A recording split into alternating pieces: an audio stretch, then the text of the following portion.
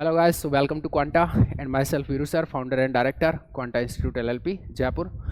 और आज के इस वीडियो में हम वापस से एक बहुत ही शानदार चीज़ पे बात करने वाले हैं। वह है कि एटॉमिक एंड मोलिकुलर फिजिक्स में CSIR नेट जून 2024 में किन पर्टिकुलर टॉपिक्स पर फोकस होगा एनटीए का, और किस बिहाफ पर ये सब बात करने वाले हैं। तो पिछले 5 साल के पेपर्स हैं, उनमें कहाँ कहाँ पर एनटीए ने फोकस किया है, किस टाइप से एनटीए अपने पैटर्न को फॉलो कर रहा है, किस टाइप से उसका नेचर रहता है क्वेश्चन पूछने के लिए, उस सब पे बात करेंगे। और उससे पहले हम एक बार जो CSIR ने सिलेबस डिफाइन कर रखा है, उसमें एटॉमिक कहाँ पर है, उसका क्या क्या टॉपिक्स है, क्या सीन है, थोड़ा सा उस पर बात करते हैं। तो आपके सामने ही है कि सी पार्ट के लिए एटॉमिक को डिजाइन किया उन्होंने। तो फिर बात उठती है कि क्या हमेशा एटॉमिक के क्वेश्चन सी पार्ट में ही आते हैं या फिर बी पार्ट में भी हो सकता है। ठीक है, तो जैसा कि पहले भी आपने देखा था, मतलब 4 पेपर्स के पहले मैं डाल चुका हूँ इस टाइप के वीडियो, उसमें समझ में आता कि कभी भी ऐसा पैटर्न ज़रूरी नहीं है वो फॉलो करे कि सी पार्ट में जो टॉपिक मैंशनड है उन्हीं पर ही वो क्वेश्चन दे, सी पार्ट में वो बी पार्ट के मतलब जो टॉपिक्स होते हैं वहाँ से भी उठा सकते हैं। बट यहाँ पर खास बात यह है कि सी पार्ट को, मतलब सॉरी, जो एटॉमिक एंड मोलिकुलर फिजिक्स है उसको सी पार्ट के लिए ही मेंशन किया हुआ है, सिलेबस में सी पार्ट में ही मेंशन है। तो अब इससे जो क्वेश्चन आने चाहिए टेक्निकली वो तो सी पार्ट में ही आने चाहिए, लेकिन रेयरली रेयरली बी पार्ट में भी क्वेश्चन हो सकता है। तो ऐसा हमें सोचना नहीं है कि सी में ही होगा। बट फिर एक थोड़ी सी बात आती है कि कितने क्वेश्चन रहते हैं लगभग, तो वो तो देखने वाले ही हैं। साथ में लगभग अराउंड 3 क्वेश्चन, 2 से 3 क्वेश्चन एटॉमिक से रहते हैं। और किन टॉपिक्स पे जनरली फोकस होता है, पहले किन टॉपिक्स पे फोकस था, ये सब बात करने वाले हैं एनालिसिस के ब्याप पे। ये आपका सिलेबस है। सिलेबस को मैंने थोड़ा सा शॉर्ट में यहाँ पे लिख दिया, ऑलमोस्ट सारा जो टॉपिक्स हैं उसको कवर करके। और यही सब आप क्लासेज में पढ़ते हो जनरली। हाइड्रोजन एटम हो गया, relativistic correction, fine structure splitting, और helium spectra, alkali spectra, LS and JJ coupling, hyperfine structure, broadening, x ray.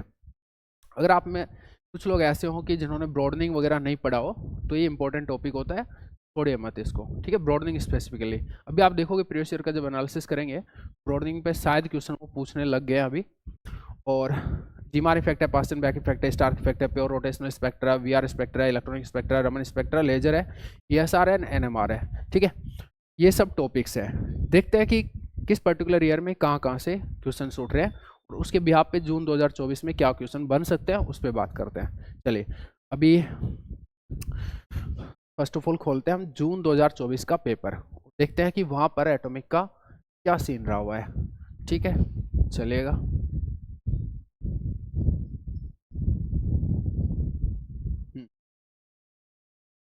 ये आपका जून 23, नीचे आइए थोड़ा सा।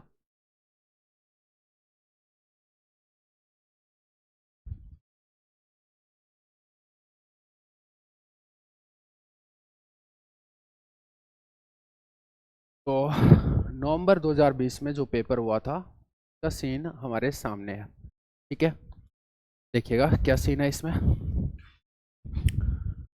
पार्ट बी में और पार्ट सी में 3 क्वेश्चन यहाँ पर आए हैं और 1 क्वेश्चन यहाँ पर आया है।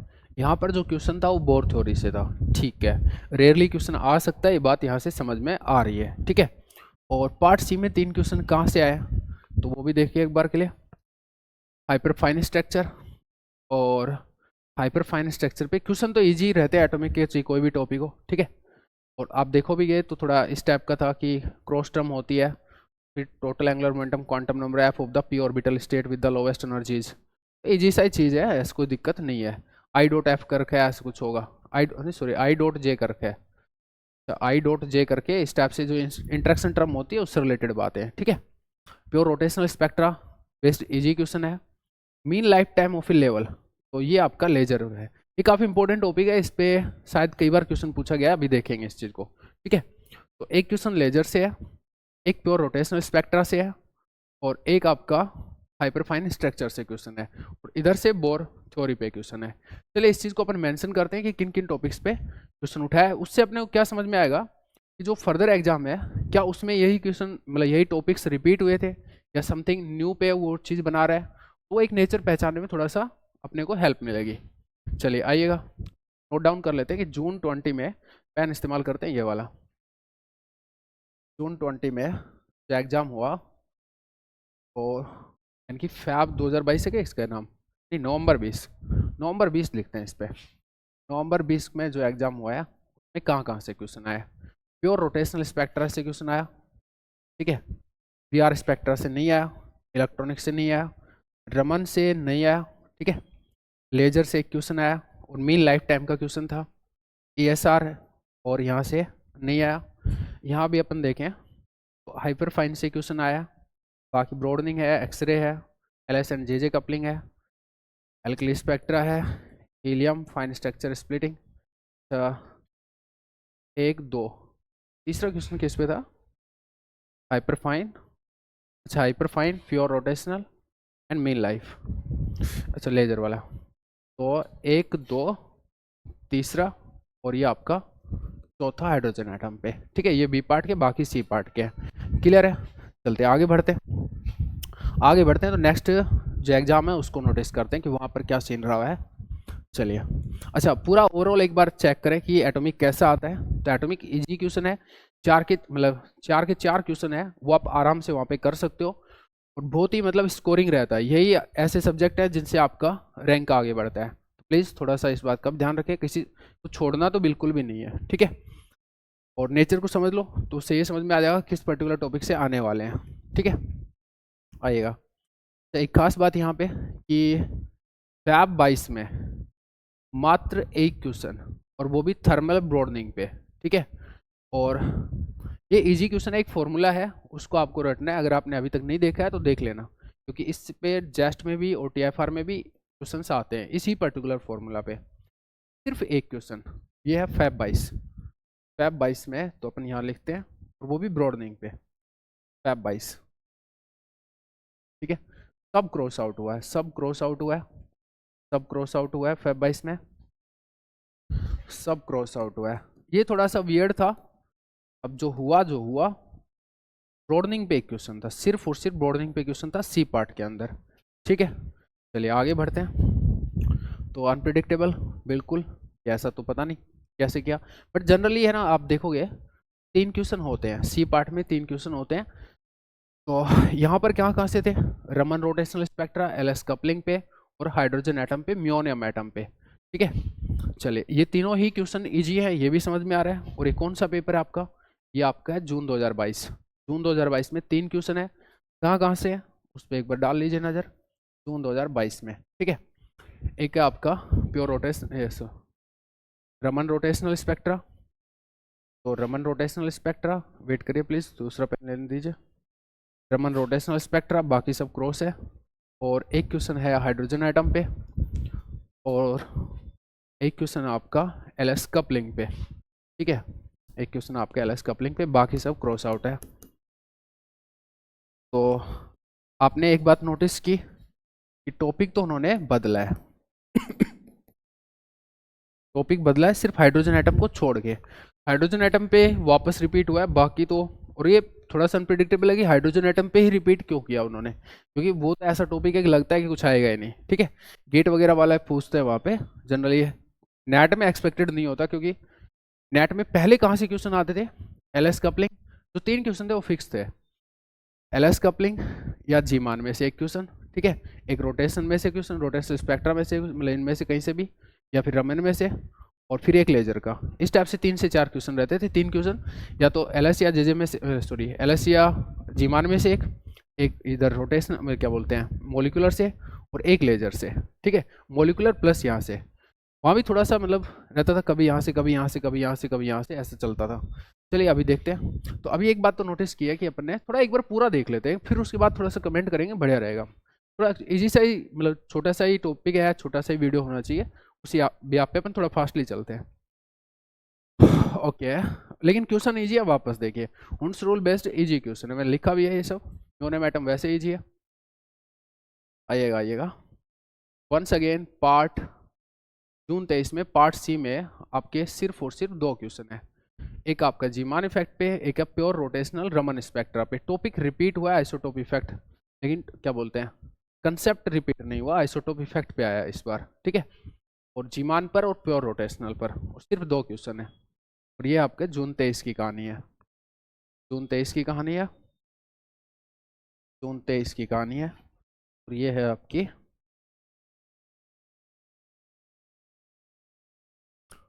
प्योर रोटेशनल पे, रमन पे, प्योर रोटेशनल रमन पे। ठीक है, दूसरा क्वेश्चन कहाँ से था? प्योर रोटेशनल रमन पे। दूसरा है जीमान इफेक्ट पे।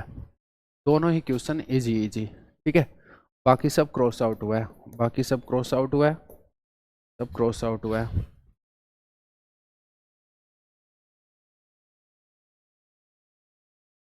Late we go guys further. December 23 पे, तो थोड़ा छोटा लिख देता हूँ इसको मैं। जून 23, फेब 22, जून 22। ठीक है, अब आते हैं दिसंबर 23 में। तो दिसंबर 23 में 3 क्वेश्चन है शायद। Yes, normal Zeeman effect, rotational vibrational spectra of CO and H alpha line in बामर series, मतलब हाइड्रोजन पे। यार ये क्या चल रहा है नहीं, rotational vibrational spectrum of CO और इग्नोर करके जो रोटेशनल वाइब्रेशनल कपलिंग होती है उसको इग्नोर करके, मतलब बड़ा इजी सा क्वेश्चन हुआ फिर तो।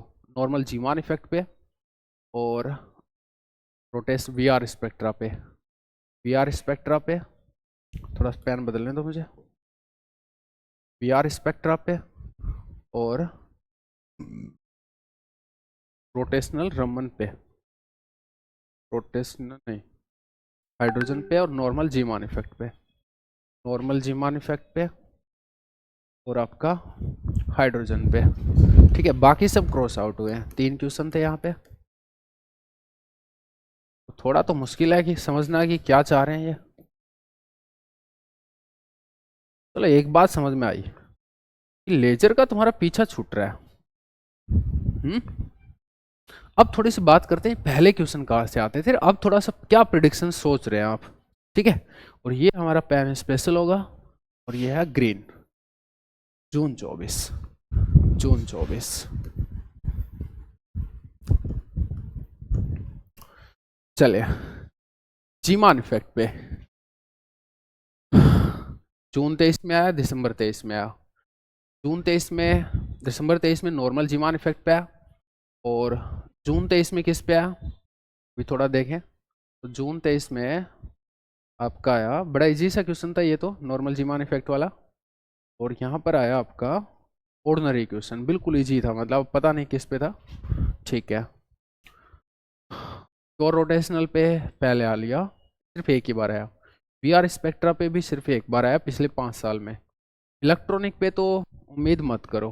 ठीक है, रमन पे उम्मीद कर सकते हैं आप जिस तरह से देख रहे हैं। लेजर भी क्रॉस आउट कर रहा है, ESR NMR, तो जो क्रॉस आउट होंगे उसको लिख लो पहले तो। ये तो क्रॉस आउट होगा ही होगा। ठीक है, ये तो क्रॉस आउट होगा ही होगा। ESR NMR पे आपके नहीं पूछेगा वो। लेजर वेट करते हैं, रमन वेट करते हैं, इलेक्ट्रॉनिक क्रॉस आउट होगा, प्योर रोटेशनल VR और जी मान। ठीक है, ये क्वेश्चन वैसे भी अपने को लगता है कि यहाँ से ही कुछ पूछता हो जनरली। और हाइड्रोजन पे अल्टरनेटिवली क्वेश्चन पूछ रहा है, आप देख पा रहे हैं यहाँ पे। ठीक है, रिलेटिविस्टिक करेक्शन वगैरह, फाइन स्ट्रक्चर स्प्लिटिंग वगैरह ये सब नहीं पूछता। इसने पहले जो क्वेश्चन पूछे वो इन टॉपिक्स पे पूछे हैं। एल्कली स्पेक्ट्रा पे वो जो स्प्लिटिंग वाला पार्ट है उसको एल्कली के साथ मिक्स करके पूछता था। हीलियम स्पेक्ट्रा ये सब क्रॉस आउट करो, ये सब क्रॉस आउट करो। LS एंड JJ कपलिंग पे एक बार क्वेश्चन पूछा इसने, पीछे बहुत बहुत ज़्यादा क्वेश्चन पूछे हैं इसलिए अभी नहीं पूछा इसने। ठीक है, हाइपर फाइन स्ट्रक्चर पे क्वेश्चन पूछा है तो अभी थोड़ा सा कम एक्सपेक्ट करेंगे अपन। ब्रॉडनिंग पे क्वेश्चन पूछा है और एक्सरे पे क्वेश्चन क्रॉस कर लो। तो एक बात तो ये है इम्पोर्टेंट कि अब हाइड्रोजन एटम पे भी क्रॉस कर ही लो, क्योंकि एटलीस्ट वो थोड़ा तो गैप ले ही रहा है। तो ये एक प्रिडिक्शन रखो कि ये क्रॉस आउट होगा।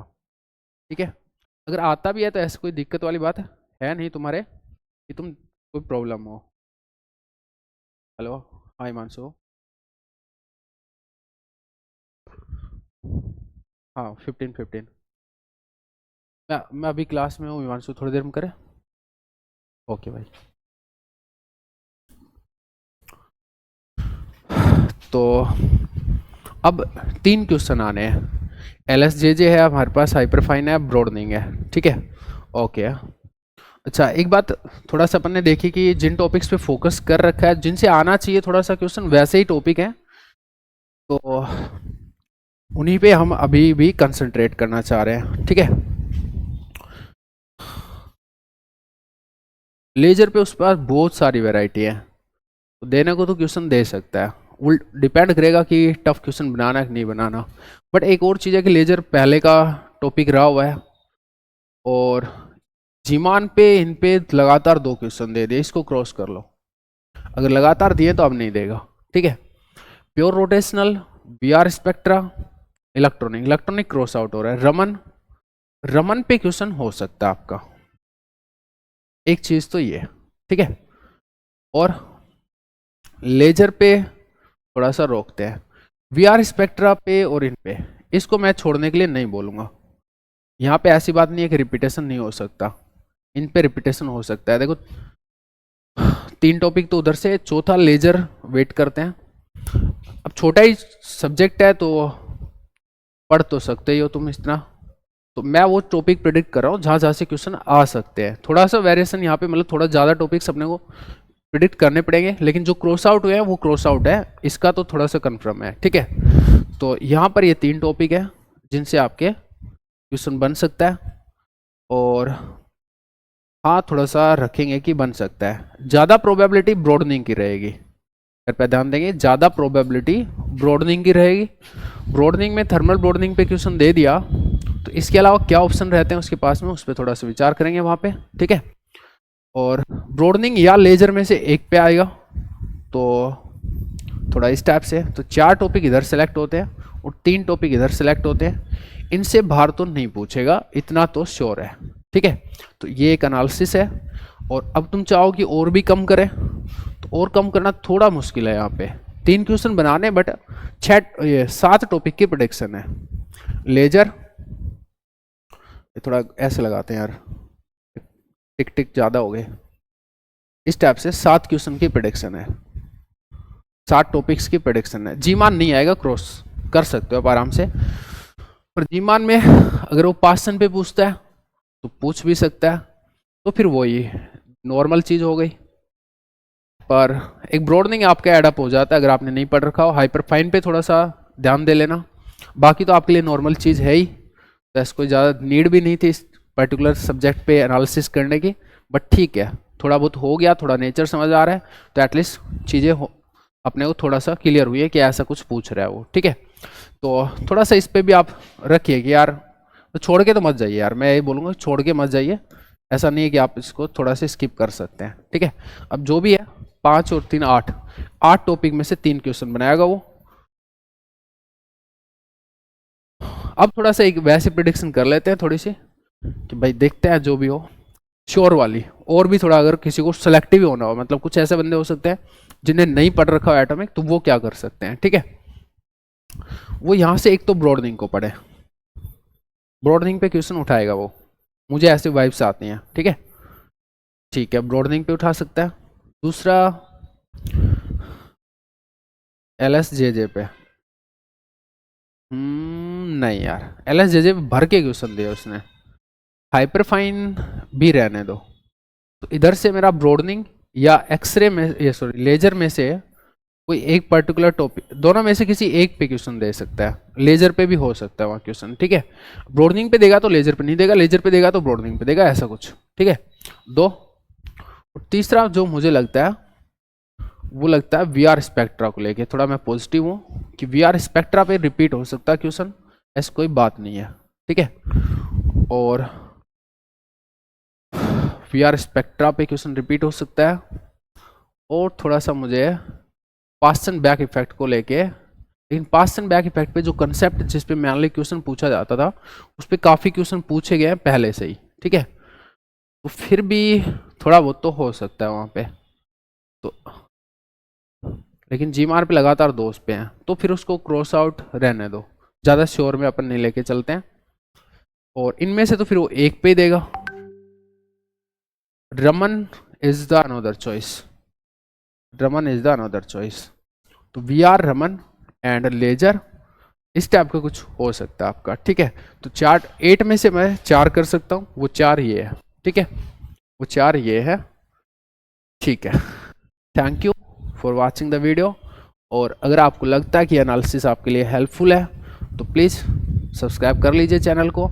और अगर आपको लगता है कि नेट एस्पिरेंट्स के लिए ये कंटेंट यूजफुल है तो अपने सराउंडिंग में शेयर करिए पूरे चैनल को कि भाई ये चीज़ आपके लिए यूजफुल है।